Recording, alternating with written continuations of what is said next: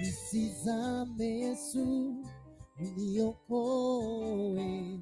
Nisizame Yesu, uniokoe. Nisizame, uniokoe.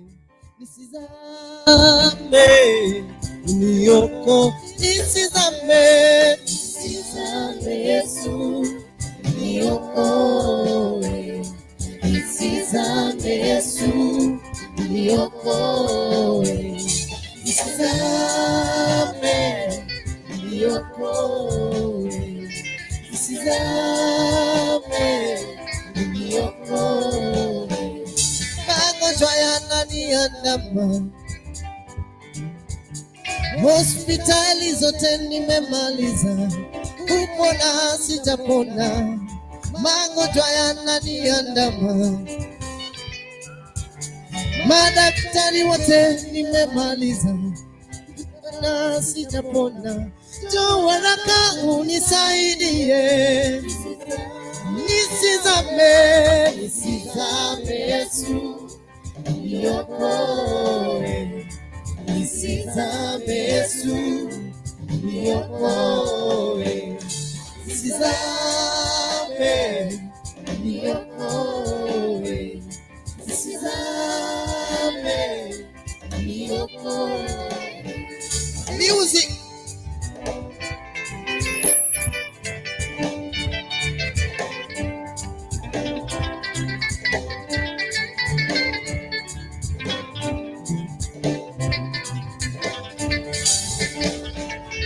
Totiga Nyasaye umwate, totiga Nyasaye umwate, totiga umwate, totiga umwate, totiga Nyasaye umwate.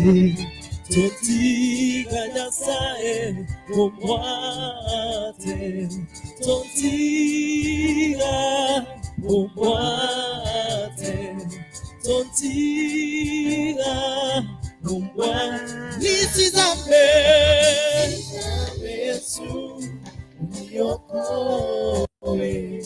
Nisizame Yesu, uniokoe.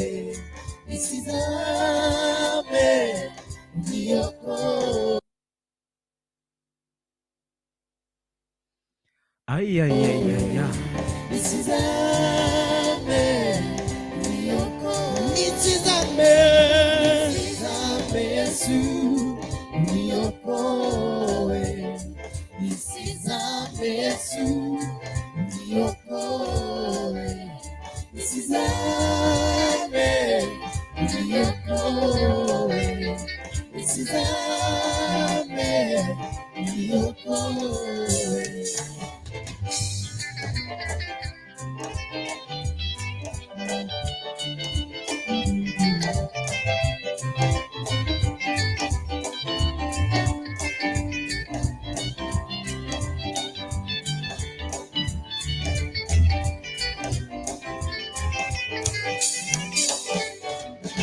Nisizame Yesu, uniokoe. Nisizame Yesu, uniokoe. Nisizame, uniokoe. Nisizame, uniokoe. Nisizame, nisizame Yesu, uniokoe. Nisizame Yesu, uniokoe. Nisizame, uniokoe. Nisizame, uniokoe. Nisizame, nisizame Yesu, uniokoe. Nisizame Yesu, uniokoe. uniokoe, nisizame, uniokoe, nisizame, uniokoe. I tell you, wimbo mzuri kabisa, wimbo ambao unasema kwamba nisizame Bwana uniokoe. I want you to help me my Father. Kabisa mnavyoona hivi sasa, utanisongea vizuri. All right. Isongea vizuri ndio kidogo tutaweza kuonana kwa njia iliyo nzuri. Hoping that your day imekuwa nzuri kabisa. We are happy kwamba Bwana ameweza kufanya makuu juu ya maisha yetu, and we are very much happy kwamba leo hii nimevalia jazi. Hii jazi ni ya throwback, leo ni TBT. Unajua leo ni TBT, ningegeuka hivi mngeona inamaanisha namna gani, lakini ni jazi tu, lakini haina chochote. Acha niketi vizuri ili niweze kusikika kwa njia iliyo nzuri kabisa kutoka kwa wale wote ambao mnaendelea kutufuatilia kutoka kwa mitambo kwa njia ya YouTube hii leo.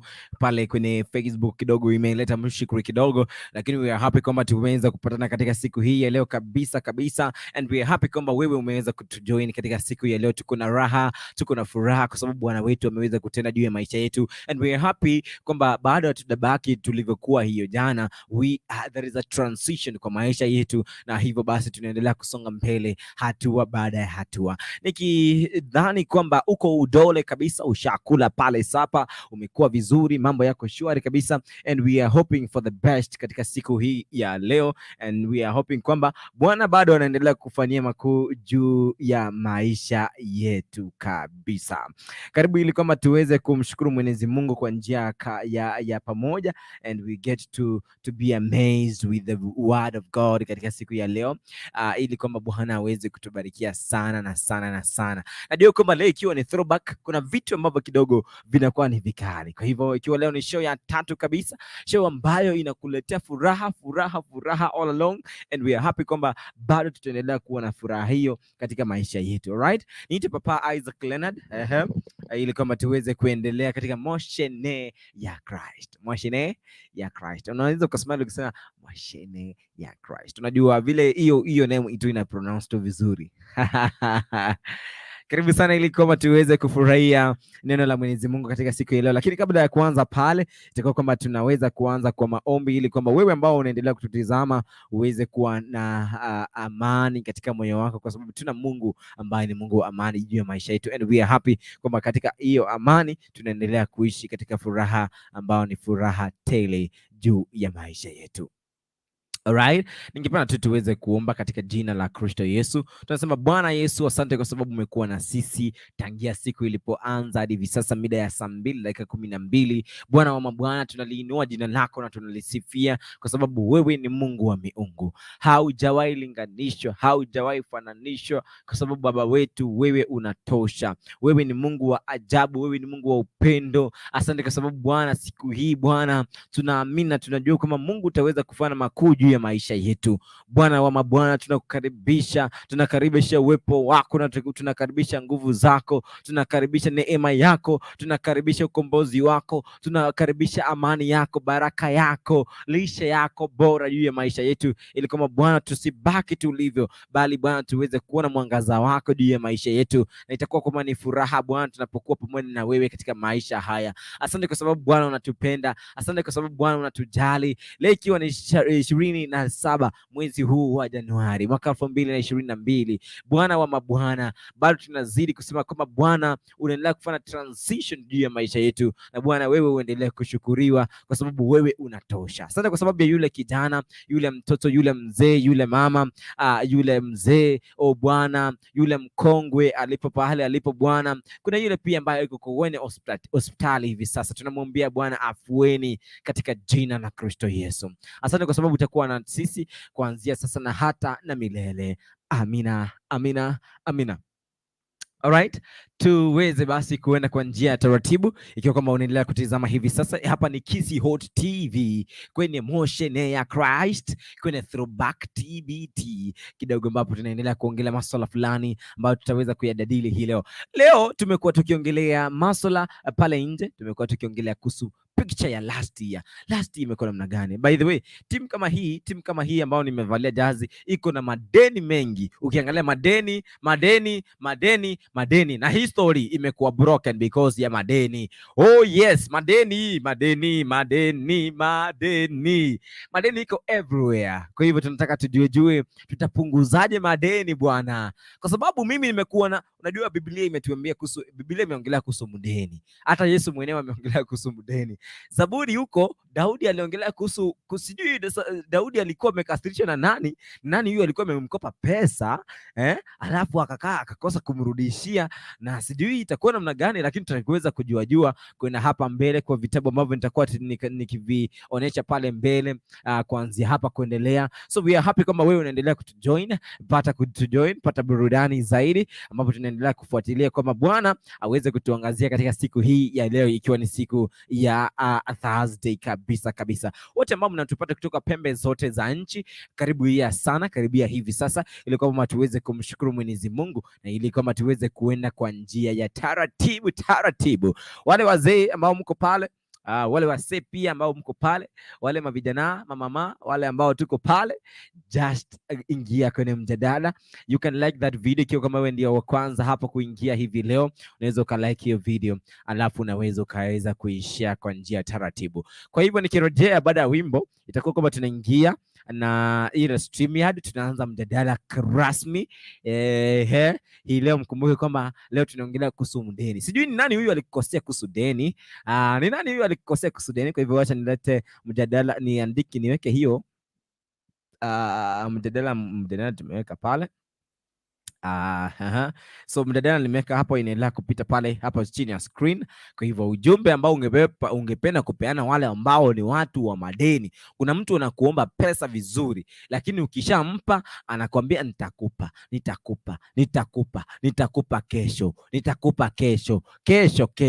kesho inakuwa ni mahubiri ya kesho. Oh yes, tutajua kwenda hapa mbele kama inastahili kuwa namna gani. Tunastahili kufanya haje mdeni wetu jamani, tunastahili kufanya namna gani?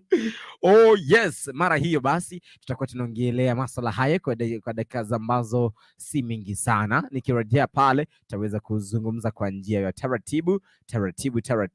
Kwa hivyo usiondoke, ni hapa. Ndipo nikasema nisizame, ndio wimbo ambao nilicheza kwamba Bwana nisizame kwa sababu ya masuala ya madeni. Sitaki kuzama bwana, sitaki kuzama. Sitaki kuzama. Sitaki kuzama kabisa. Nataka niendelee kuinuliwa. Nataka tupate pale wimbo ambao unasema kwamba unastahili, na hii kwa tu bado ile band ambayo inaitwa African Melody Band, kwa njia ya taratibu katika jina la Yesu. Tupate tu wimbo huu and then I'll be back in a few.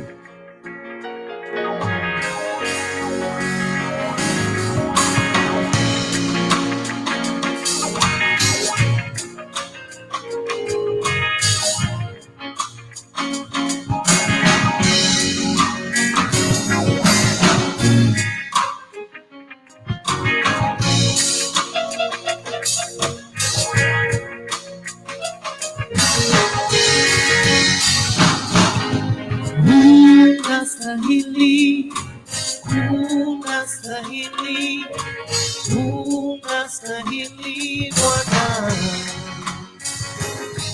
kupokea utukufu, heshima na uweza. Unastahili Bwana,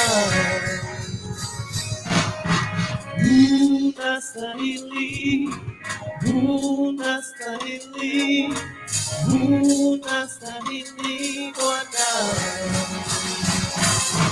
kupokea utukufu, heshima na uweza. Unastahili Bwana, sema tena, unastahili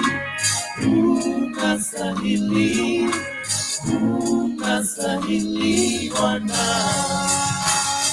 sema tena,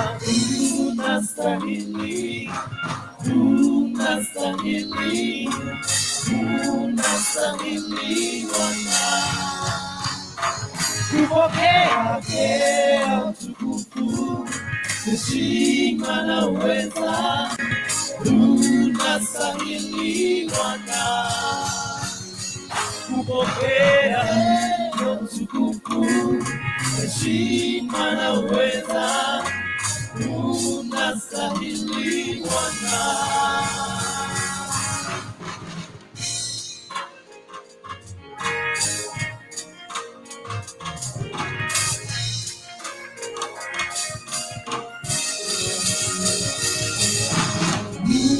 Unastahili, unastahili, unastahili Bwana. Unastahili, unastahili, unastahili Bwana kupokea utukufu, heshima na uweza. Unastahili Bwana kupokea utukufu, heshima na uweza. Unastahili Bwana. Sema tena, unastahili, unastahili, unastahili Bwana. Sema tena, unastahili, unastahili, unastahili Bwana. Pokea utukufu, heshima na uweza. Unastahili Bwana kupokea utukufu, heshima na uweza. Unastahili Bwana. Wewe wastahili, wewe wastahili Bwana, Bwana. Wewe wastahili, wewe wastahili Bwana, Bwana. Wewe wastahili, wewe wastahili Bwana, Bwana. Sema wewe, wewe wastahili, wewe wastahili Bwana, Bwana. Wewe wastahili, wewe wastahili Bwana, Bwana. Wewe wastahili, wewe wastahili Bwana, Bwana. Wewe wastahili, wewe wastahili Bwana, Bwana.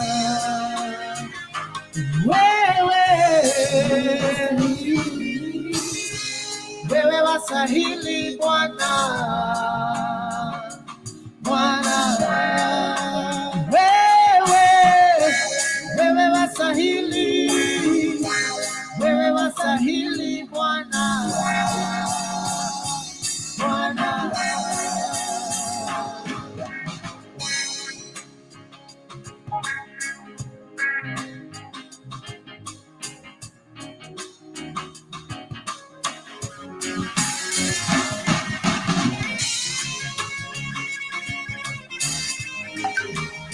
Wastahili Bwana, sifa, heshima, utukufu zako wewe.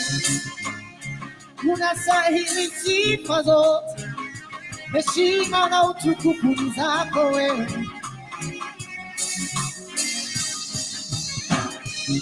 Wewe wastahili, wewe wastahili Bwana, Bwana. Wewe wastahili Jehova, wewe wastahili.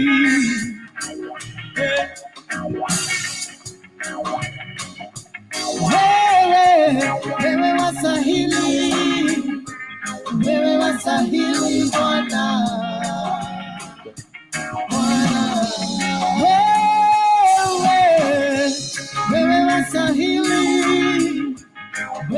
wastahili Bwana, Bwana.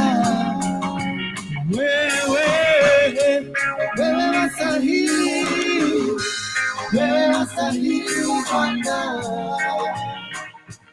Bwana.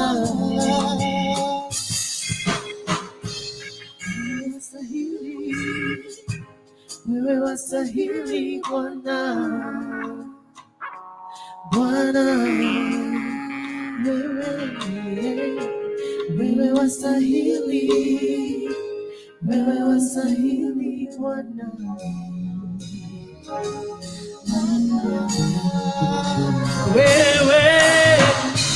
wewe wastahili, wewe wastahili Bwana, Bwana. Wewe wastahili, wewe wastahili Bwana, Bwana. Sema mara ya mwisho, wewe wastahili, wewe wastahili Bwana, Bwana.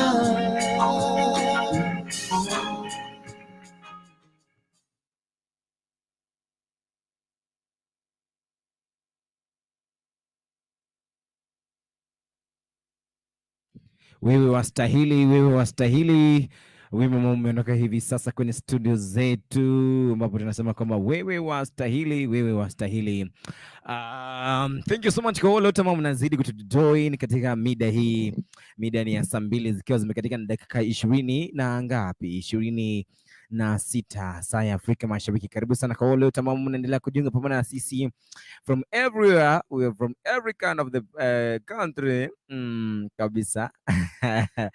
Then karibu na nao kwamba unataka kujoin na sisi lakini hujaweka earphones pale. You connect earphones alafu connect, uandike kila kitu ambacho kinahitajika pale, utaweza kukaa connected hapa kwenye stream yetu ya siku ya leo.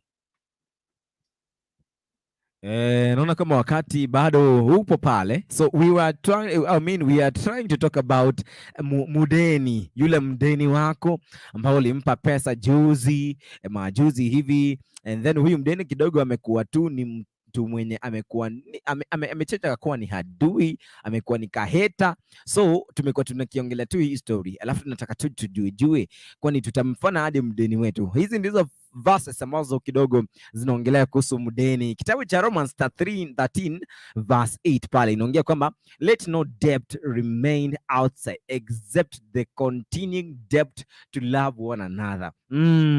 Hapa inaongelea kuhusu mapenzi, yale mahusiano, kuhusu upendo. Hapa inapoongelea kuhusu upendo ni kwamba inasema kwamba let no debt remain outstanding except the outstanding love. By the way, unajua hii deni imefanya watu tumekosana. Hii deni imefanya kila mtu amekuwa tu akikureject. Imefanya tu kimuuliza tu deni yangu mazee iko wapi? Iko wapi bwana? Na anakuambia mimi ulinipea deni nitakupea. Anakwambia nitakupea. Mimi ndio ninakwambia mimi ni mtu mzima. By the way, they do say that way. Hata unampata anakwambia mimi ni mtu mzima, niko na akili zangu, niko na kichwa changu hapa, nimekwambia I will give you the money. Oh my goodness. Unaangoja leo, kesho, juzi, unaangoja hizo pesa upewe mdeni. Mudeni tunakuongelea. Hii deni imefanya watu tumekosa ile love ambayo tulikuwa nayo. Niliambiwa juzi, ukitaka kujua your real relatives, mkopeshe deni ndio utaona kama atakurudishia. Oh my goodness. Anakuambia nitakupea. Mokoyone ama in-laws wako haswa kwanza in-laws wako wakopesha pesa, expect akurudishie. My friend, hiyo ulikopesha tu, uhitaji kurudishiwa. Now, hiyo kitabu ya Romans inasema let no debt remain outstanding except continuing debt to love one another. Tunastahili kupendana. Hizi debts ambazo tunapeana hazistahili kuwepo. Mtu akikupa pesa, ndugu yangu, dada yangu, mrudishie pesa zake and expect kwamba ukimshamrudishia, expect kwamba next time ukihitaji usaidizi pia atakupea. So that means kwamba lazima tuishi tukipendana na lazima tuishi yani let the debt deni ikuwe kwamba ni kupendana tu. Deni ibaki tu ni kupenda dada yako, rafiki yako, jamaa yako, ndugu zako. Hiyo tu ibaki kuwa ni deni, kwa sababu imebaki kwamba wakati umekopesha mtu pesa fulani, Big Man Bazoo namuona hapa, wakati umekopesha mtu pesa fulani hakurudishi. Hebu tu bana Big Man Bazoo, najua kwamba wewe pia umekuwa one of the people, ama kama wewe ulikopeshwa kapesa, sasa ulikopeshwa hujarudisha, ama ulikopesha hujarudishiwa. Hebu jaribu kupenda historia bwana, historia imekuwa namna gani? Shida sisi kama marafiki ndio tunakopeshana. So unajua ukikopesha rafiki yako pesa ni ngumu sana kurudishie. Na akiwa mchanja, yes, hataki kupoteza huo urafiki, lazima akuambie nitakutumia. Ndio maintain muendelee kuwa na yeye. Lakini hataki kusema ukweli, ana uwezo wa kurudisha hiyo pesa. Yeye tu kujaribu kubadilia huyo urafiki yenu iendelee. Sasa na mimi kuna siku nilikuwa nimekopesha mtu pesa. Yes. Ikakuwa ni shida kurudisha hiyo pesa.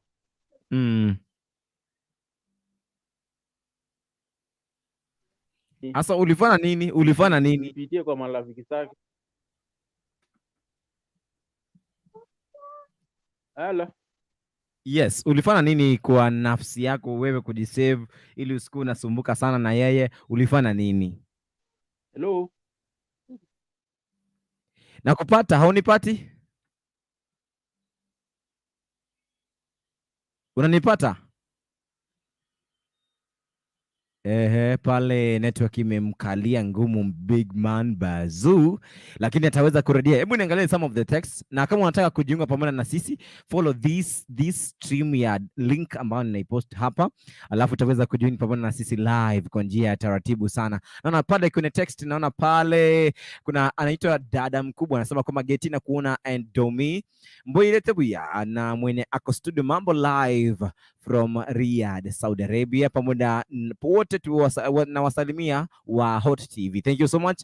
Anasema kwamba bless the living God, all be blessed. Hi, watching live from Doha, Qatar, Isaac Weretawia. And then Edwin Oyaro o Amenya anasema kwamba we watching from Qatar, Doha ama Daha.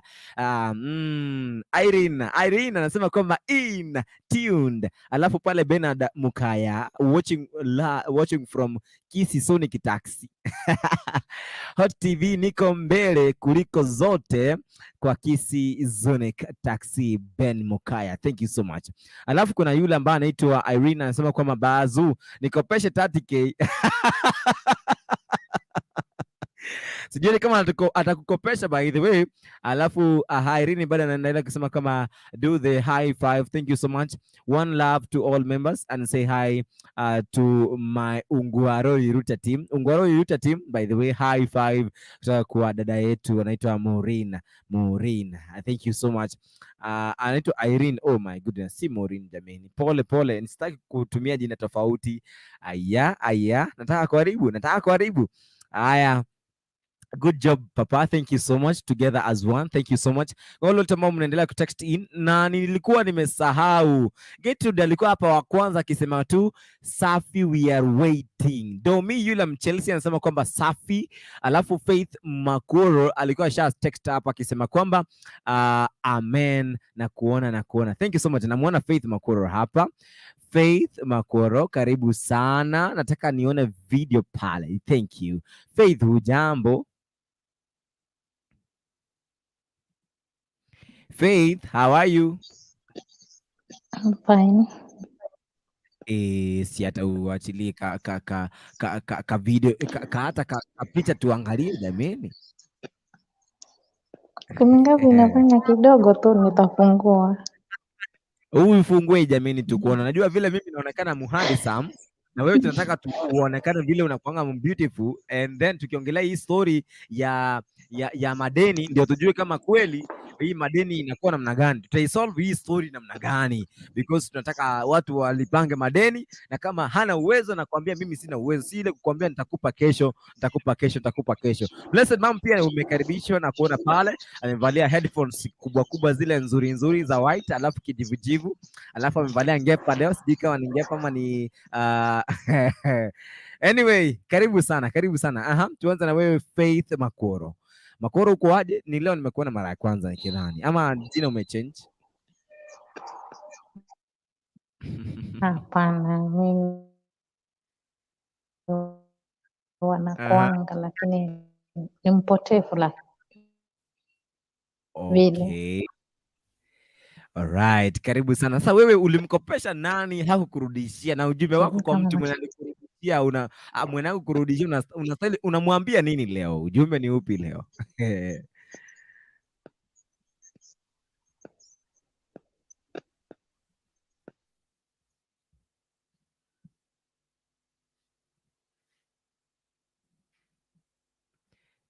Fei ametoroka, amenamaza pale. Blessed Mom, karibu.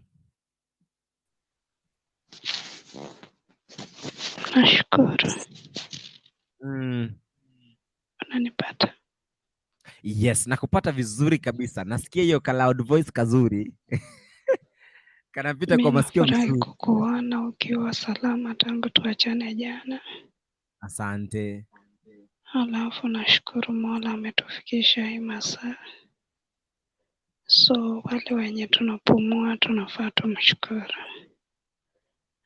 Ndio nimeingia saa hizi, I'm watching live from Mosocho Saito. Sijui topic ni gani. Yes. Topic tunaongelea kuhusu masuala ya kukopesha watu do, alafu unamkopesha hii dolari. Ukishamkopesha Mkristo mwenzako ama dada, anaweza kuwa dada makaka, unamwambia I say, mimi nimekusaidia kama ndugu yako ama dada yako, nahitaji tu utanirudishia lini? Anakuambia nitakurudishia mwezi fulani, ama nitakurudishia next week, ama kesho. Watu wengine wamezoea kusema kesho. So unapata kwamba akishakwambia hivyo unampa tu, lakini baadaye anakuja anakwambia story, nitakupa kesho, sikufanikiwa huko, nitakupa kesho, nitakupa kesho, nitakupa kesho. Hadi hiyo kesho day ifika by the way.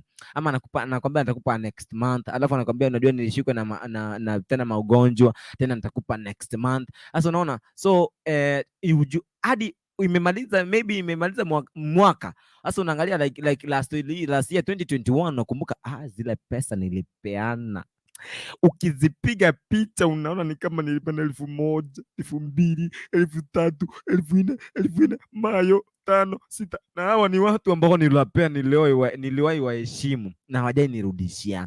So we are trying to really have this. Yeah, by the way, wewe uko na ujumbe gani? Na tungependa kujua kama ukweli uliwahi kopesha mtu na hakuwahi kurudishia.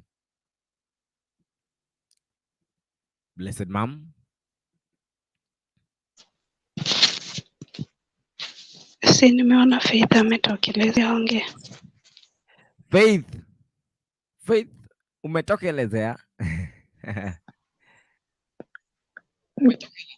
Naam. Haya, tuambie maosia yako leo. Wewe umekopesha mtu pesa ngapi, kiasi gani, alafu hajairudisha? Mwanzo wacha nasalimia mko wazima kabisa.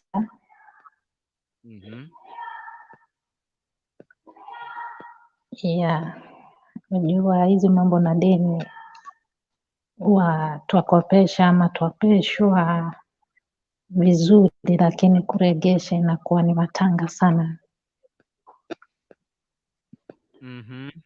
Kuna wakati mmoja nakumbuka ndugu mmoja aliingia kwa inbox yangu akaniambia nimsaidie, alikuwa ameshikamana kidogo. Ndio. So nami sikuwa na pesa nilikuwa nayo ni ya kanisa, nilikuwa nimeweka na ni ya harusi. Akaniambia kwamba niweze kumsaidia na 2,000. Alikuwa ameshikana alafu baada ya siku 5 hivi ananiregeshea. Nilijitoa nikamtumanishia. Sasa siku 5 zikaisha, na siku 5 zilikuwa zimebaki almost 17 days harusi ifike. Hizo pesa nilidai mka, sasa ikawa anapea mtoto ananidanganya. Namuuliza baba yuko wapi? Eti amesema hayuko karibu. Sasa nashindwa, mtu anaanza kuniongelesha mambo mengine hata sielewi, si mtoto anayosema, nafanya mtu mzima. Ni kama nilionekana mimi ndio mkosefu, niliamua kuachana nayo. So Kosa nikupeleka, unajua sijui sahi niko naika nyumbani nitakutumia, sahi kuna mtu fulani anakuja na mkutanoni, sijui nitafanya nini. Yani alikwenda hivyo hivyo mpaka tukakuja tukakosana kabisa.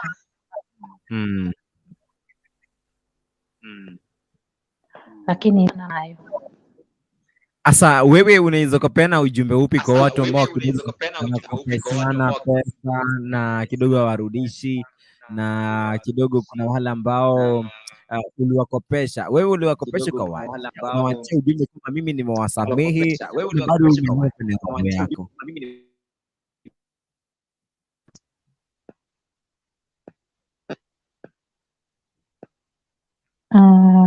Kwangu mimi ninaweza sema kwamba unapokopeshwa pesa usifikirie yule ambaye amekukopesha ameridhika nazo, akona zingine extra anapeana. Hapana, ni ile hata yeye amekinga majeraha ya kwake, akaona akusaidie. Kwa hivyo ile uzuri aliyofanya kukusaidia wewe, nawe fanya hima ukamregeshee. Usikule pesa za wenyewe, kula jasho lako mwenyewe, lakini usile la wenyewe. Hujui amezitoa wapi, hujui hata yeye amekwenda kule kwa chama akakukopea kwa sababu anakutambua na akakuzibia ile aibu yako, na wewe izibe jamani. Vizuri, asante kwa sababu ya maoni yako. Turejee kwa smart lady. Kuna yule ambaye ya microphone mute vizuri. Smart lady, nimekuona pale, karibu sana. Dada mkubwa, nimekuona pale, karibu sana. Alafu Blessed Mom, nimeona ujumbe wako. I love to read for you that 1 Thessalonians 5 verse 15 pale tutasoma, lakini tukaribisha hawa smart lady. Yes. How are you? I'm fine, thank you. Sijui mbona leo mic yangu inanisumbua, lakini tutajua shida iko wapi. I'm fine, thank you. I'm happy to see you guys.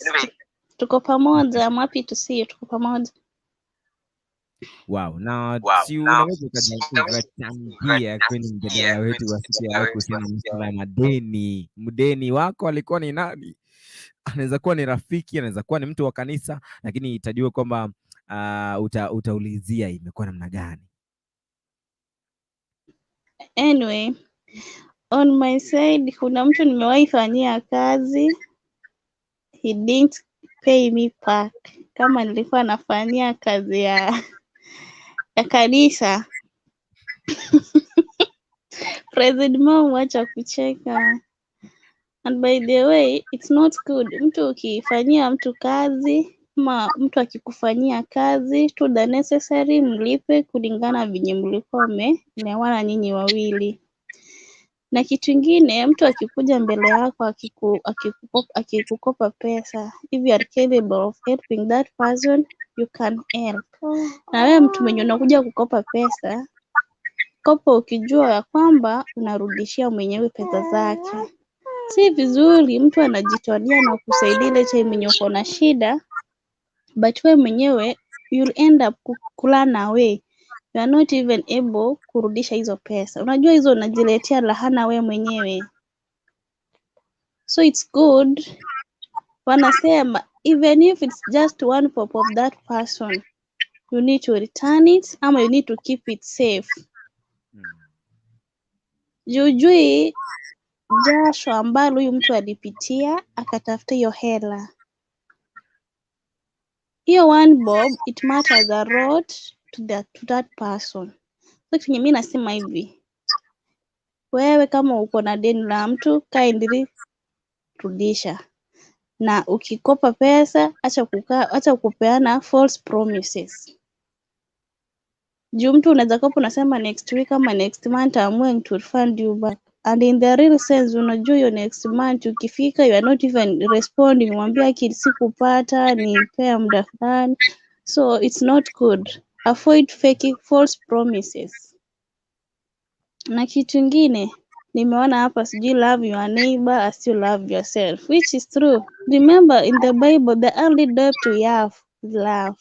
If you don't love your neighbor, jiulize, Mungu mwenyewe alikuwa ametupenda akajitolea pale msalabani, akamwaga damu yake kwa ajili ya dhambi zetu.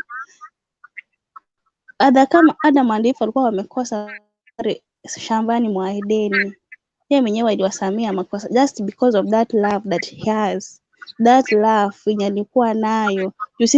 Sisi ni wana wake. Mbona wewe sasa unapenda kuchukia watu? Wanasema tenda mema nenda zako. Mtu akikukosea, try to show him that love, try to show her that love. Share that small that you have with your friends. Uonyeshe tu upendo. Wanasema upendo uvumilia haujifuni, hautaki kuona. Ningewaimbia sasa, sijui hiyo song vizuri. Alafu wanasema upendo ni furaha, ni kweli desturi yake kuzishaisha njia zetu zote. Upendo ni furaha. Tuko pamoja? Ndio, tuko pamoja kabisa. Naona Geti pia ameingia hapa. Geti, karibu sana. Asante. Uko namna gani? Siku imekuaje? Unajua huu ndio mwaka mpya tumeona na wewe leo. Niko salama, labda nyinyi. Loni ananiona natoroka. Huyu ni kama ako na shughuli fulani, hata ameniambia pale kwa inbox, akaniambia ako na mtoto bana. Mambo vei, dada mkubwa na Isaac. Tuko sawa, hi to you. Mnaendeleaje? Tuko fiti. Pia mimi niko salama, nashukuru Mungu.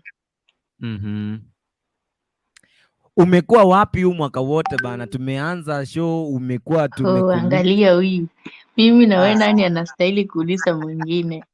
Isaac, mumekuwa wapi tangu mwaka uishe na tumeanza mwaka mpya? Mlikuwa wapi? Tulikuwa hapa tuko hot. Unajua hata nilikuishia happy ama Merry Christmas na Happy New Year. Huku uniona? Chara niliingia nikapata mshamaliza. Pole, lakini si leo umetupata. Hata juzi tulikuwepo hata ukuona. Leo nimewafikia, but ni vile ni yenu siku hizi niletee notification sijui. Wewe unajua unastahili tu kujua programming. Inaanzanga saa 2. Saa 2 ukiona tu saa 2 hivi, wajua tu hivyo tumeanza. Hiyo time hata saa hizi ni party tu, mmenipata nimewafikia. Yeah. Anyway, karibu lakini. Leo tunaongelea kuhusu mjadala wa mambo ya madeni. Mjadala upi? Madeni, kuna mtu ambaye ulimkopesha, anaweza kuwa ni rafiki yako wa jamaa ambao Mkristo, lakini unajua huyo Mkristo hata kama anajua neno mambo bana, mlileta hiyo topic, hata sitaki mimi kuongelea hiyo topic. Kwa nini? Hii topic umeleta inauma haki. Inauma, lakini tungependa tu kidogo uweze ku exhaust kile ambacho kwa kweli unaona kimekuwa kikusumbua. Eti umewahi kopa rafiki ama hata jamaa? Hata jamaa, hata yeyote tu ambaye, lakini unajua amekuwa tu ni adui, kwa sababu tunaambiwa hapa kwa kitabu cha Romans kwamba kuna watu ambao tunawapa deni, alafu hiyo deni inafanya tunakuwa maadui. So tungependa kujua wewe ulipopeana pesa ulirudishiwa au kurudishiwa, na ikiwa hukurudishiwa ulimtoa kwa roho yako ama bado mimi hata sijairudishiwa. Unajua kuna pesa zenye uwezi sahau na kuna zingine unasahau, unasema wacha useme hizo ni kidogo tu usahau. Lakini kuna pesa zingine saa zingine unasema wacha nisahau, tena unakumbuka. Unaona? Kifikiria hivyo sasa, hata ukisema hata nistuke sitapewa. Mtu anakukopa anakuambia Sasa hata si rafiki. Kiwacha tu. So anakukopa unampea. Kurudisha inakuwa fitina, maneno mingi, what and what. Oh, ndio Na maana hata last mtu time, washangai by the way. ndio maana last time huko nikopesha. Sawa, nimejua tu. Alafu hizo pesa by the way kama mimi zangu zimemaliza tu. Naenda kumaliza 2 years. Alafu sasa ni vile tu nafikiria sasa, nasema hata nikimuomba ni matusi. Haiso. Tena ukifikiria hivi kama ni kuna kitu fulani ulikuwa unafanya. Sasa hauna pesa zote ama what. Unakumbuka hata unaanza kusema somebody angenipea zile pesa hata kidogo tu at least si angenisaidia nijue zingine zilipotea. Tena unaanza kukumbuka tena unasema wacha tu. Unasema Isuru akiona nirudishie ni sawa. Aya, nitarejea kwako Unajua hivi. mtu anaenda na deni lako hata salamu hakuna. Hata ukimsalimia tu wewe umekuja tu salamu kumsalimia, si eti ni pesa ulikuwa unamuomba. Tu anaona ni pesa. Anakublock kwanza. Ama ana mute anatoroka. Anaona ni pesa unamuomba. Unaona? Lakini wakati alikuwa anakuomba alikuwa anakuanga every day online 24/7. Unaona? Ukimpea hivi anapotea hapo, anaanza kukuambia siku hizi uchumi credo ni shida, data kai okay. Nashanga lakini tu unasamea mtu tu. Kuna Unamsamea. jenye utafanya but utaumia. Yeah, sure. Aya, tumerejea kwako Blessed Mom tuweze, kwa sababu unaona unajua Blessed Mom amekasirika hapa. Blessed Mom anasema geti anaingia sahi alafu anaongea. Okay. Lakini Sorry. Dada mkubwa hajaongea by the way. Dada mkubwa umeongea pale. Hata yeye acha aseme tu hi. Dada mkubwa. Hello.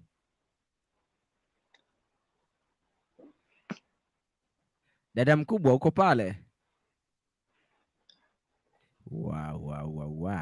Dada mkubwa ni kama anashindwa kuongea lakini Blessed Mom tumerejea kwako. Wacheloni asalimie huyo mgeni geti ndio niongea juu, anasema wajaionana na mimi hata siwajui. Nani hao? Yeti sasa. Yeti, happy new year.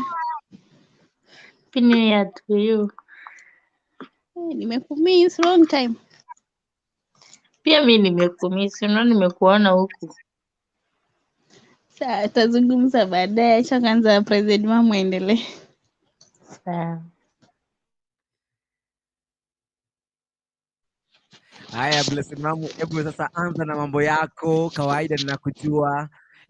Sasa inua mkono kidogo. Mimi nilikuwa nataka kwanza utusome hiyo maandiko nimewapea hapo. Unajua hiyo maandiko inaambatana na mjadala. Vizuri. Watu wa madeni ni wengi nakwambia. Watu wa madeni ni wengi. Siwaambie loni na geti wanikopeshe nitawarudishia next year election ikiisha, nimeshikana kidogo.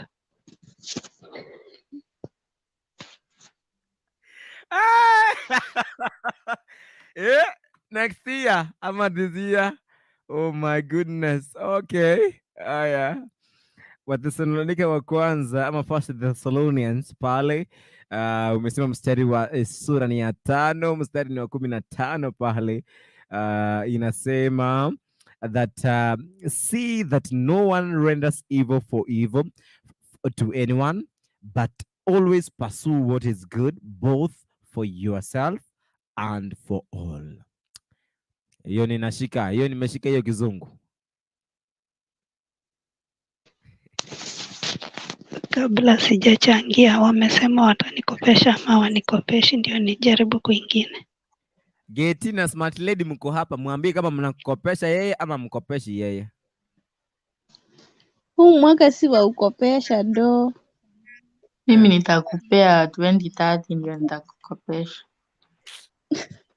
Sahii kudirect atoke nje aenda Seru.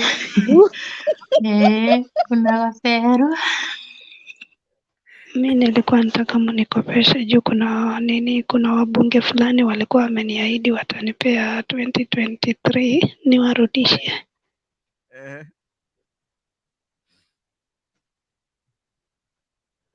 So kama wamesema hawatanikopesha ni sawa tu. Tuende mbele. Nasema nitakukopesha 2030.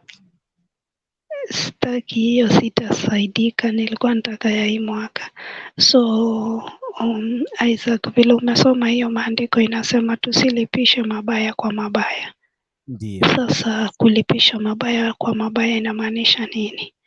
Kuna watu wanakopesha watu, maybe anakutafuta maneno. Yaani ni maneno anakutafuta, si pesa. Anataka umkopeshe ndio ukienda kumuitisha akulete maneno.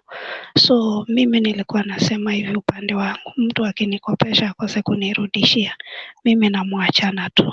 Kwa nini namwachana? Hao watu mambo yao iendangi vizuri. Hao watu unapatanga wako na shida mingi, hata anajiulizanga si ningemrudishia tena nimkope. So mimi sinanga time ya kukimbishana na wao, kwa sababu utakimbishana naye mpaka wapi? Mi kuna mama moja alikuwa rafiki yangu. Huyu mama alikuwa na wageni. Sasa juu alikuwa na wageni na pale anafanya job hajapewa pesa, na kuna wadosi wabaya wenye ukiwaitisha pesa wanakunyima. So akakuja akaniambia, juu tunajuana, si unikopeshe juu ya wageni. Nikamwambia wageni nao siwezi kukuangusha. Mimi nilimpea vizuri. Huyu kwenda kumuitisha, unajua aliniambia aje? Umeona nimeenda kulala na mwanaume mgani akanipea pesa? Haya tena imefika hapo. Mimi ilibidi from that day sikumuuliza swali, nilimwacha na mpaka leo hii mambo yake sio mzuri. Yeye ni bado ni hustler tu, ana hustle kama kawaida. So mimi upande wangu, hao watu wa kukopeshana, mimi nawaambia endeleeni kukopesha kabisa, endeleeni kutolipa watu. Nyinyi ndio mnabaki mkiumia, sisi tunasonga tu mbele. Ujumbe mzito kabisa kwa wale ambao kidogo ni watu wa madeni, ambao kidogo wao wamekuwa ni wenye shida. By the way, now I want to tell you the first good, ile fact ambayo tunataka tuelewe. Let me tell you. Leo blessed mom ama smart lady ama yule ambao unatutizama leo hii, wewe you are giving money to these people. I want you to get this thing clear. Wewe ambaye unapeana hizi pesa, let me tell you, you are blessed. You are blessed. You are blessed. Na hata niendelea kusema you are blessed. Why? And can I give you this reason? Kwa sababu umefulfill kitu fulani. Hapa kwa kitabu cha Proverbs kinasema, the riches over the poor, the borrower is the slave of the lender. Siku zote huyu ambaye alitoa pesa kutoka kwako, macho yake, mawazo yake, ulimi wake, mdomo wake utakuwa na kutambua kila wakati. Hata akili yake itakuwa na kutambua kila wakati kwamba niko na deni ya mtu fulani. Let me tell you, atakuwa slave wako till the time atakuwa anakulipa hizo pesa. Why? Anakumbuka ulimtonga mahali mbali. That is why nakwambia you are blessed. The other thing ni kwamba yeye hatakuwa na amani, because unajua kuwa slave si kwamba mtu akona amani. Inamaanisha ni mtu akona shida. All along akona shida. So watu ambao kidogo sisi tunakopesha pesa, we are blessed. Hallelujah. Si mtu asema amen bwana. Mtu asema amen. Haya. Tukiangalia kitabu cha Zaburi 37:21, hapa inasema Zaburi 22 ama 21 pale. Hebu niangalie hapa nilikuwa nimeandika nini. Utaangalia hapo kwa screen inaendelea kupita pale, itakueleza, itakuonesha vile kila ambacho tunaendelea kukisoma pale. Zaburi ama Psalms chapter kwanza tuanzie 37 verse 21. Psalms 37:21 ndio ninasema. Inasema the wicked borrows and does not repay, but they shows mercy and gives. Those people ambao tunapeana, we show mercy and we do what? We give. But these people, they are wicked. By the way, you should know them. They are wicked. They just borrow and they don't return. But for you, for showing mercy, for showing compassion, kwa kuonesha hayo yote, kuonesha huruma, kuonesha ile compassion iko katika moyo wako, umeweza kutimiza kila ambacho ni Mungu alichokisema kwenye Biblia kwamba umemkopesha mtu. Na wewe umeweza kumsaidia mtu. By the way, umesaidia mtu mahali alikuwa na shida na ameweza kukombolewa kutoka the place ambayo ako siku ya leo. And now getting to Matthew chapter 5 verse 42 inasema give to him who asks and from him who wants. Yule mwenye anataka mpe, pia mpeana yule ambaye anafanya nini? Anaitisha umsaidie.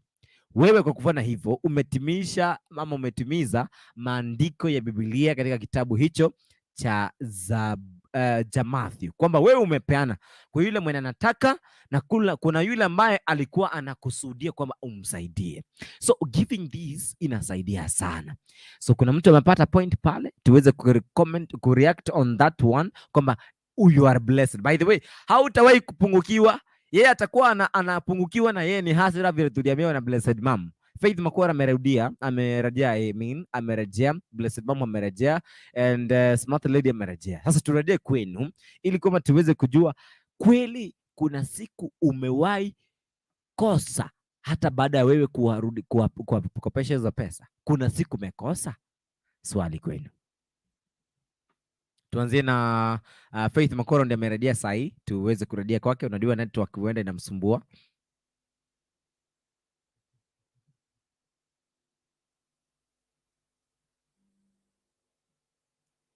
Faith, uko pale?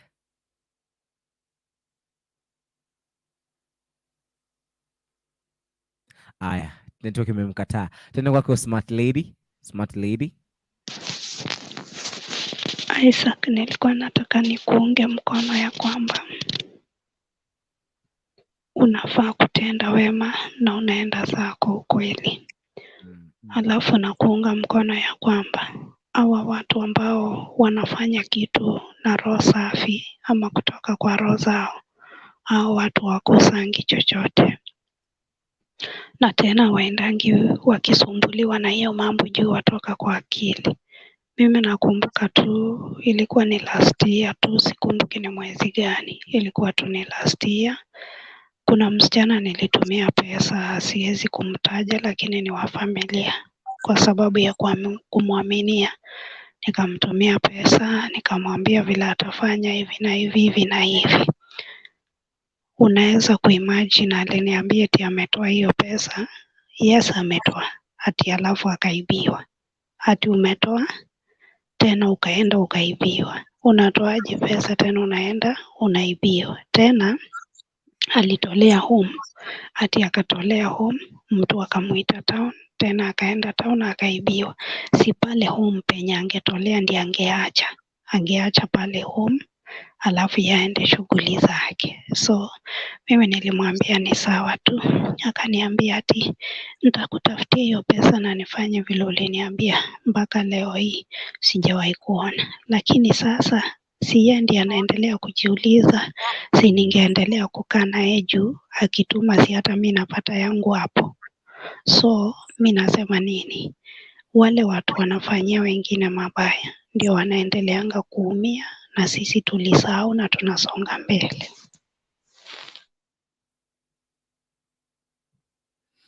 Amazing. Turudi kwako Smart Lady Palace. Do Smart Lady unatupata? Nawapata. Alright, tuendelee kwa sababu unaelewa kila ambacho tunaendelea kudiscuss.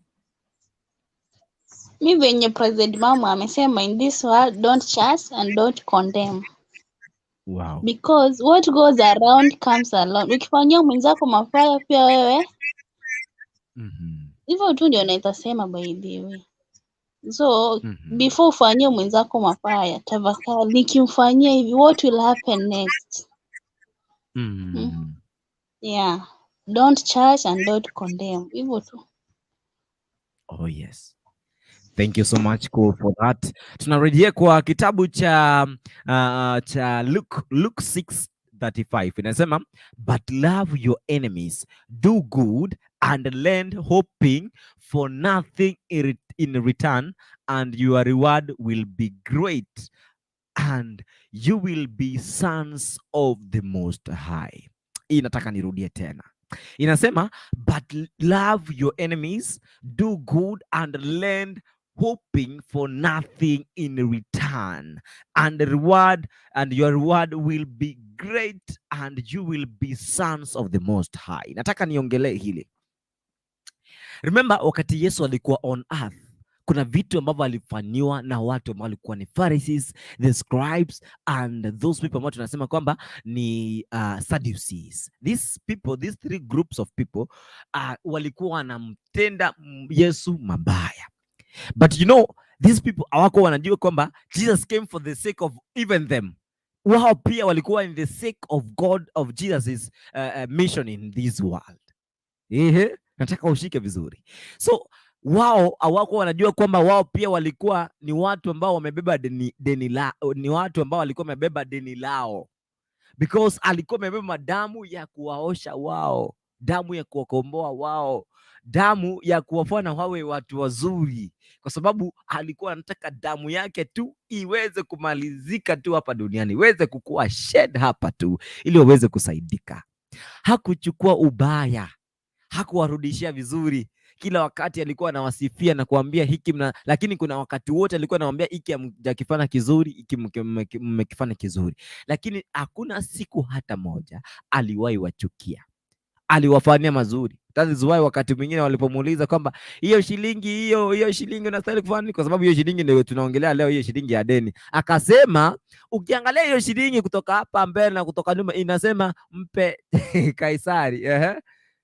Kilicho cha Kaisari kumpe Kaisari. So the same thing kwamba what it is yours, ukimpea mtu anajua kuna kitu walipewa na Kaisari fulani. So Kaisari fulani ni mtu ambaye ako na deni yake, so anastahili kukurudishia. But now hapa tumeambiwa katika kitabu hichi cha Luke sijui yeye alifikiria nini. Luke alikuwa amefikiria nini akiandika hapo kwa kitabu hicho cha Luke 6:35. Eti kwamba leo ninaongea hadi Kisii. Nga ni Kisii by the way. So inamaanisha eti kwamba but love your enemies, wapende maadui wako. Do good and lend. By the way, wewe jua yule ambao una lend pesa anaweza turn kwa adui hata kama yeye ni rafiki. That is what you should know. Lakini tunaambiwa bado tusiendelee kungoje kusema sasa hatustahili kuwarudishia, hatustahili kuwapea hata kama hakurudishia last time, wewe mpe, because you know whoever who is going to pay you back is Christ Jesus. Sijui blessed mom kama unashika hiyo. Hiyo maandiko ya Luka yenye umesoma ni maandiko mzuri sana. Yes. Inasema ya kwamba tufanyie maadui zetu vizuri. Yes. Unajua adui ni mtu wa aina gani? Adui ni yule anakuwazia mabaya. Adui ni yule mtu anakuchekesha kwa mdomo lakini ndani yake anakuwazia mabaya. Huyo ni adui. Nao adui hatuwajui na hatuwezi wajua. Yes. Mimi kuna jamaa mmoja ambaye nitamuita adui. Kwa nini nitamuita adui? Kwa sababu roho yake inawaza mabaya. Huyo jamaa nilimpata siku moja, ni rafiki yangu, ni my ex workmate, tulikuwa tunafanya kazi pamoja. So siku moja nikamtembelea, nikampa shilingi 500. Kamwambia shilingi 500 nakupea, si ati umeniomba, lakini nakupea tu ukunywe soda ama ukunywe lunch kwa sababu Mungu ametutoa mbali. Wakati nilimpea, si tunaendelea na shughuli zetu, tuko watu wengi. Akapigia mwingine simu akamwambia, unajua nini, fulani amenipea shilingi 500. Sasa 500 ni pesa ya kupea mtu. Mimi sikumuuliza swali, nikanyamaza. So nasikia huyo ni adui. Siku moja tena tukapatana, hakukuwa na kitu, akaniitisha. Sasa wacha ile nilimpea, sasa yeye ndiye aliniitisha. Baada ya kuniitisha nikamwambia, leo sina, niko chini.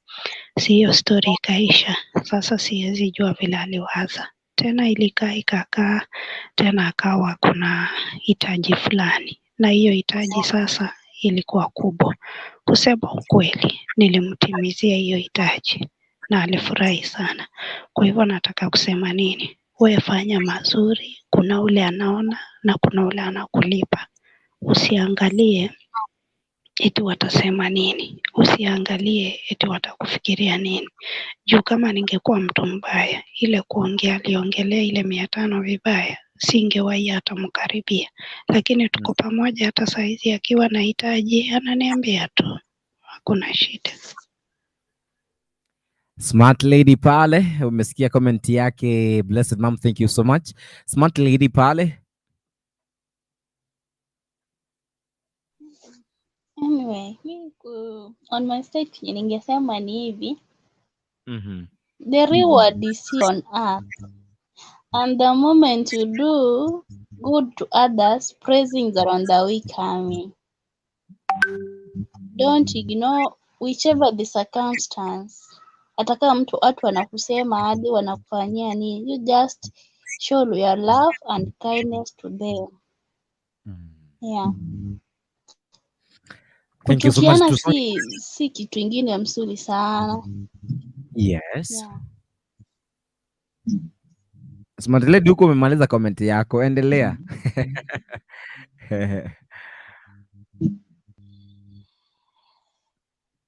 Kitu kilikuwa nasema si vizuri tuchukiane sisi kwa sisi ama sisi binadamu. And all of us, I think, are equal before God. Now it's not good to create enmities to create enmities among ourselves. It's not good.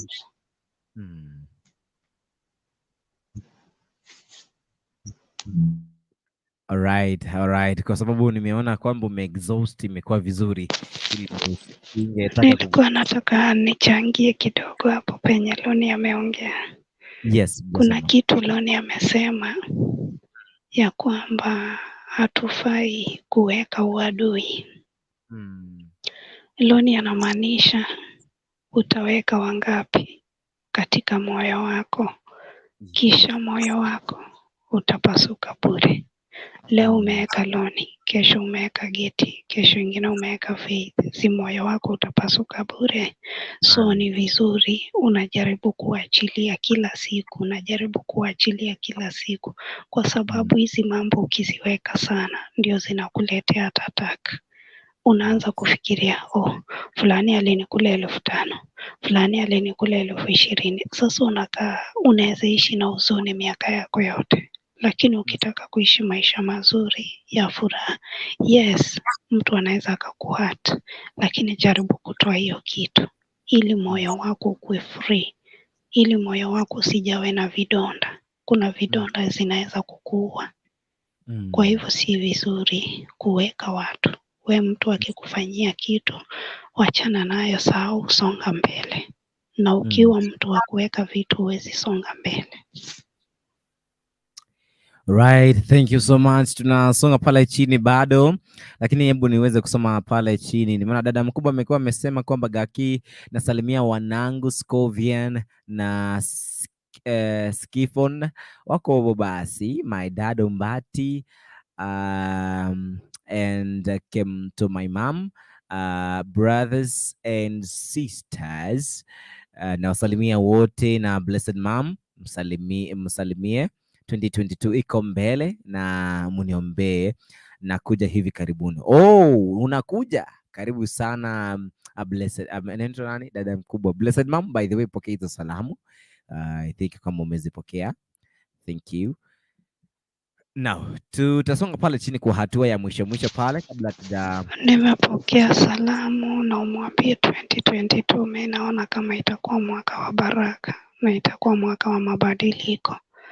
Mwambie akikuja atutafute hapa Mosocho, hapa Nyakoe, nimpeleke pale nimtembeshe, akule kuku ya hapa kwetu. Mwambie karibu sana Mosocho. Mimi nawangojea tu hapa. Wale wote wanakuja wanitafute. Kwa hivyo uko Kisii, uko wapi? Hebu tuanze vizuri. Sasa tuanze vizuri. Uko vizuri, uko Kisii ama uko wapi? Wewe Isaac, wewe utajua vile tutaishi. Ambia wageni wakuje Mosocho, wakuje Nyakoe, kwani iko nini?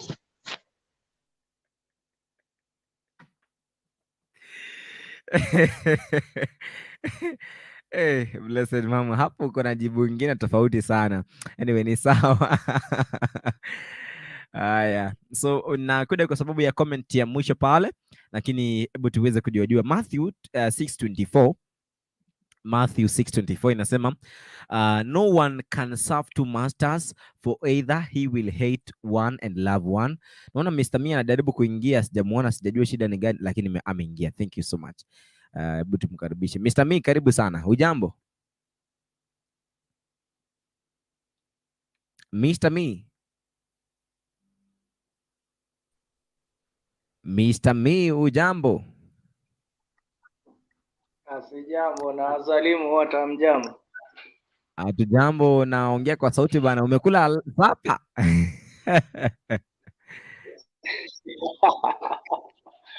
Hapana. Unangoja nini bwana? Nashukuru kwa maandiko yenye umesema hapo. Hata kama nimesikia kidogo, nimesikia wengine wetu interpret hapo yani wakifafanua ya kwamba juu ya enemies. So hata mimi ndio nilikuwa nachangia kidogo, hata kwa Biblia tunapoangalia kwa inaitwa Marko 11 verse 25. Inatuambia ya kwamba unapokuwa na yani ukisimama kwa maombi pia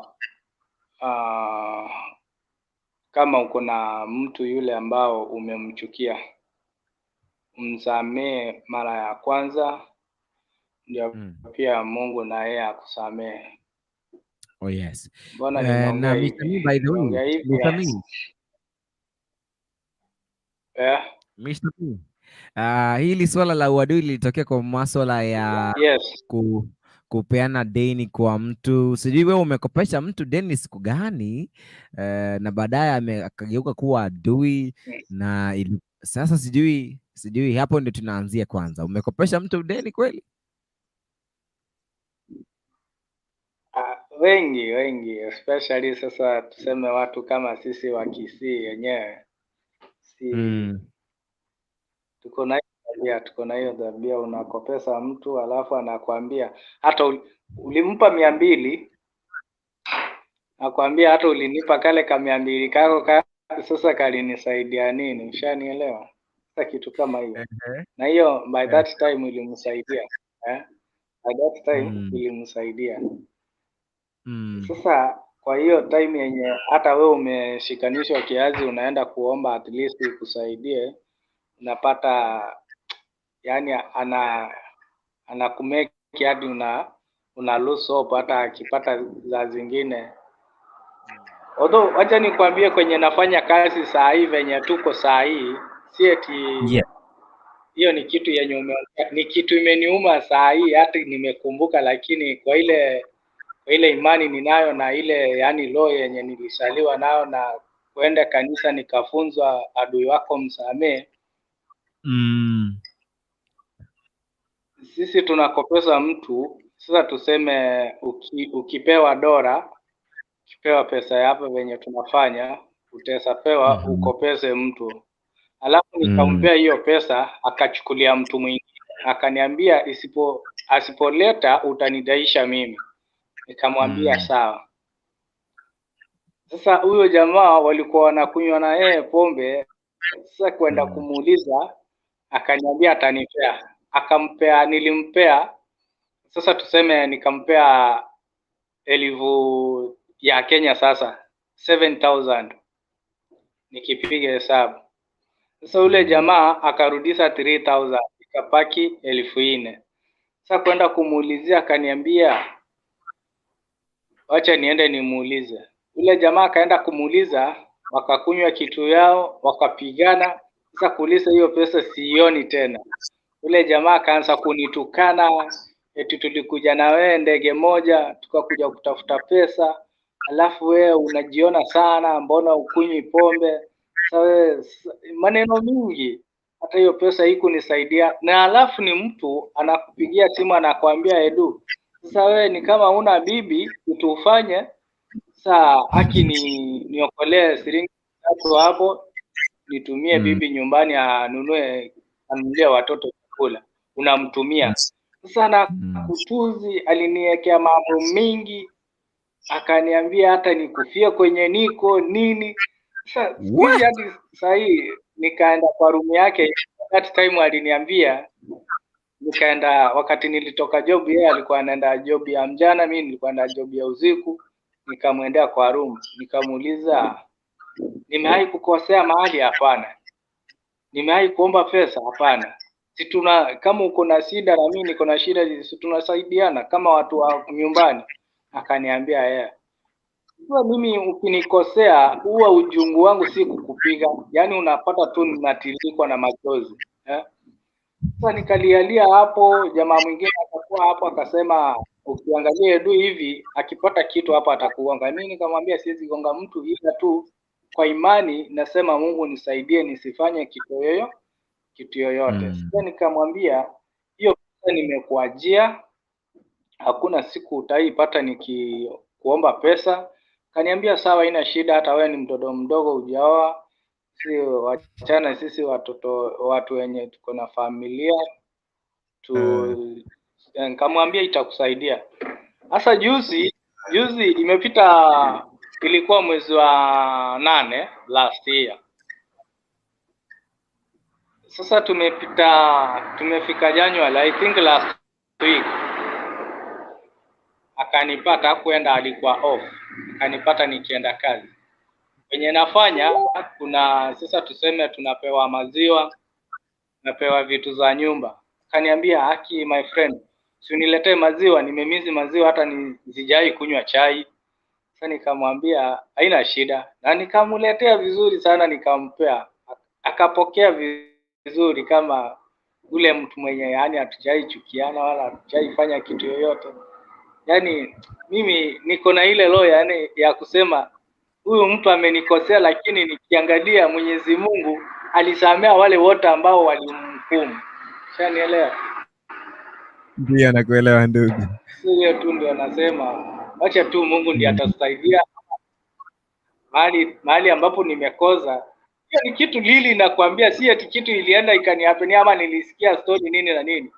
Na maybe kama uko na namba yangu nikwambia matusi yenye aliniambia ni matusi mbaya zaidi. My friend, hiyo ni Deni. Mtu inafika nakwambia eti ukufe penye mamangu alikufa, penye papangu alikufa. Sasa hiyo ni staili gani? Wewe ujui acha tu hapo. Yani Blessed Mama anasema kwamba uachie tu.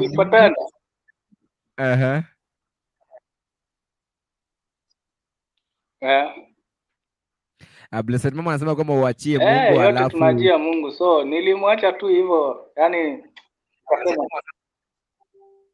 na hautakufa na huyo tu tuko naelewa. Pia usihofu kwa sababu Mungu ako na wewe. By the way, tungependa kukujua Mr. Me kwa sababu tumeangalia tu Mr. Me, hatujajua jina lako halisi. Unaweza ukatuelezea wewe ni nani, unafanya kazi wapi, na uko maeneo gani, haswa nyumbani ni wapi? Na karibu by the way Kisi Hot, happy new year.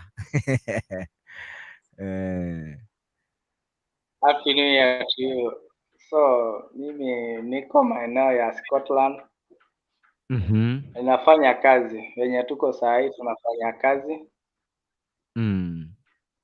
Tunaendelea kufanya kazi, so ndio tutafutie familia ijayo maisha mazuri, asikuje kuhangaika. So saa hii mimi natoka eneo la Bonchari. Bonchari. Ai, wewe ni Monchari. Suneka. Bomorenda. Yeah. Kama unajua Yabe umefika nyumbani. Yabe umefika nyumbani Bomokora. Iko karibu Riana Ward ama iko ndani ya Riana Ward? Ndani ya Riana Ward. Hapo nimepajua. Nimetembea pale Messi Sita. Najua ile place. Najua hiyo place. Karibu sana nyumbani. Sasa ukifika hapo. Nimeshukuru. Tunakuanga na akina Kukulikuntu kitu kama sana. Mnakuwa na Kukurukuntu wako hapa anakuja. Kukurukuntu anakuja hapa. Hawezi kuwa mbali. By the way, hata ningekuwa na kamera ningekuonesha mahali yako sahihi. Lakini karibu sana ndugu yangu. By the way, Scotland ni mbali. Hata mimi nahisi tu nipige Scotland.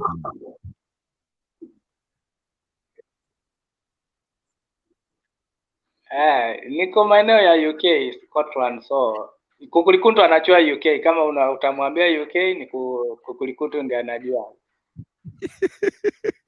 Sawa. Haina shida.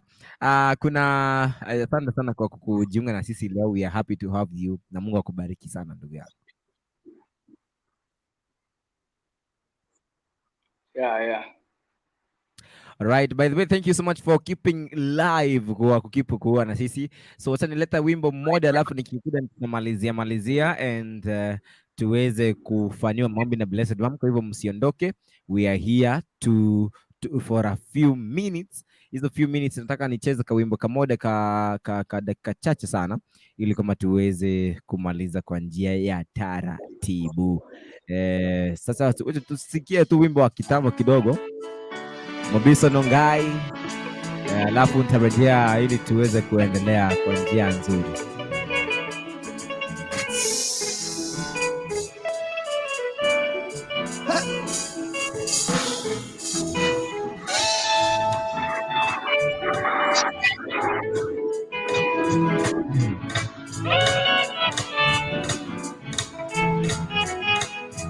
Amita mapito Emmanuel, Amita mapito Emmanuel, mapito Emmanuel, mapito Emmanuel, Amita mapito Emmanuel, Amita mapito Emmanuel, mapito Emmanuel, mapito Emmanuel,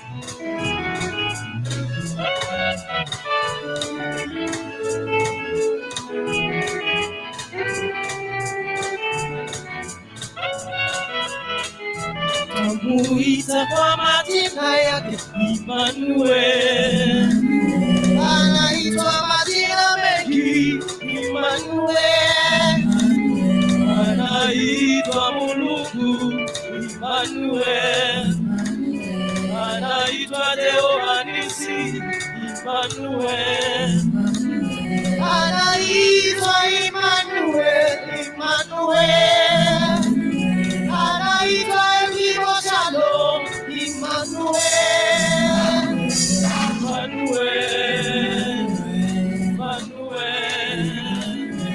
Emmanuel, Emmanuel, Babito, Emmanuel, Babito, Emmanuel.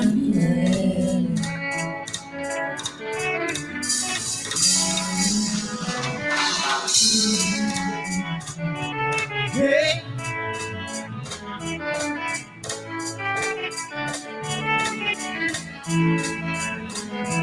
God one day met a man, and he told this man that I have the cry of my people. And I want you to go to my people and deliver them.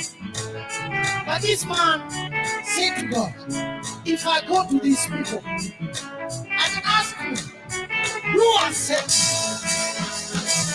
And God told him, go and tell your people that I am has sent you. So I've seen God working in many situations. He will come bread when you're hungry. He will come money when you're broke. The secret behind it is only calling this name. I am that I am. I am that I am. I am that I am. I am that I am. I am that I am. I am that I am. I am that I am. I am that I am. I am that I am. Babito, Emmanuel. Babito, Emmanuel. Babito, Emmanuel.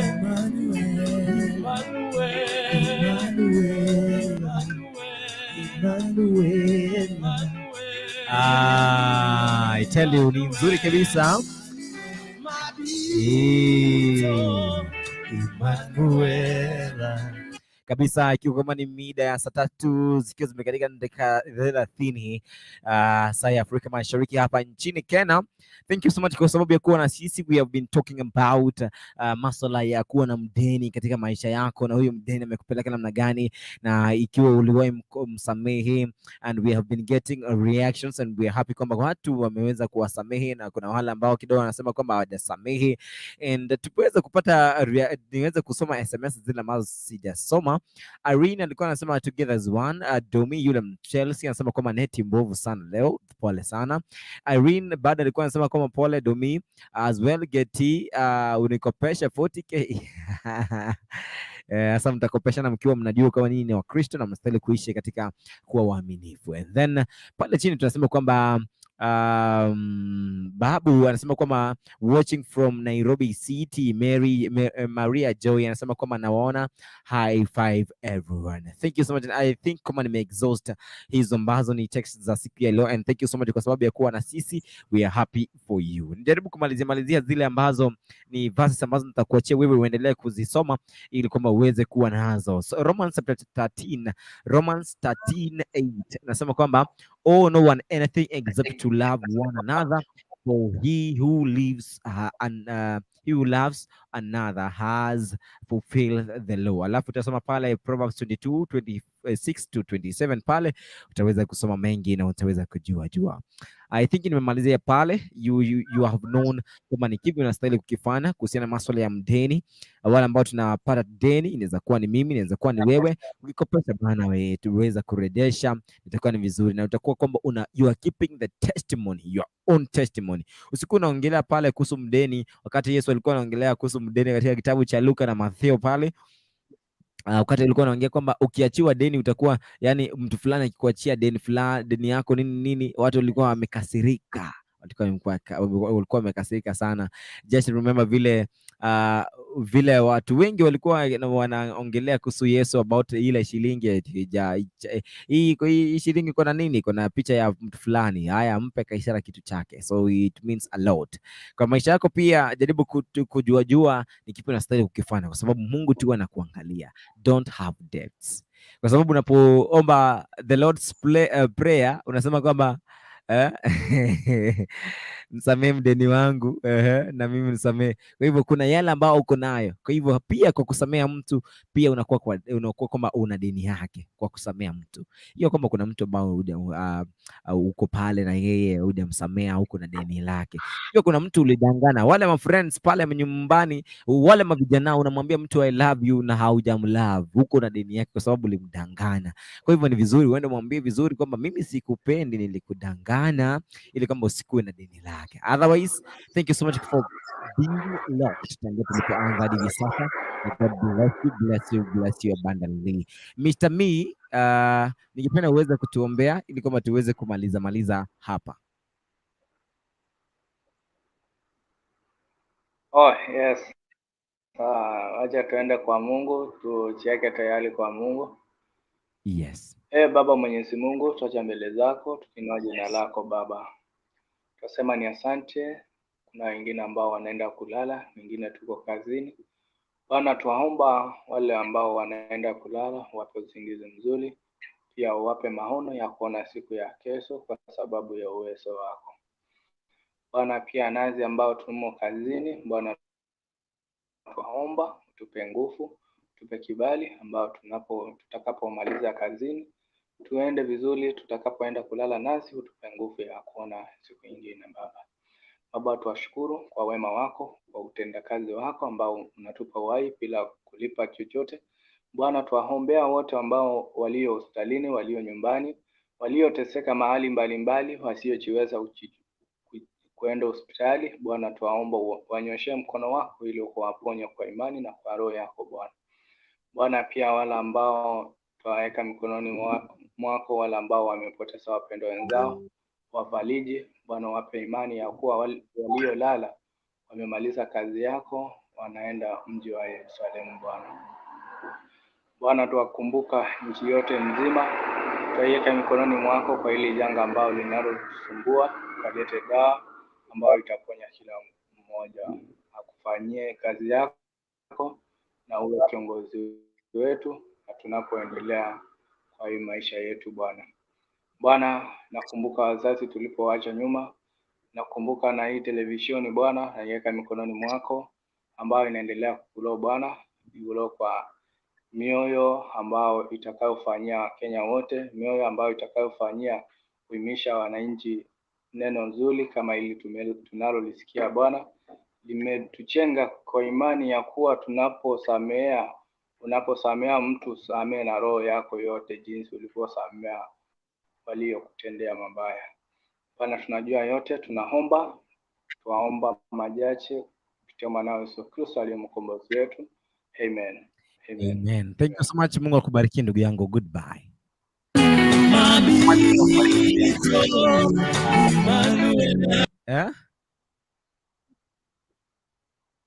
Thank you so much. We are leaving you right here. Yes. Tunaondoka sasa, tupatane kesho mida mingine, lakini kwa mida ya saa 4 pale mtaweza kujumuika na ndugu anaitwa Kuntu. Bye.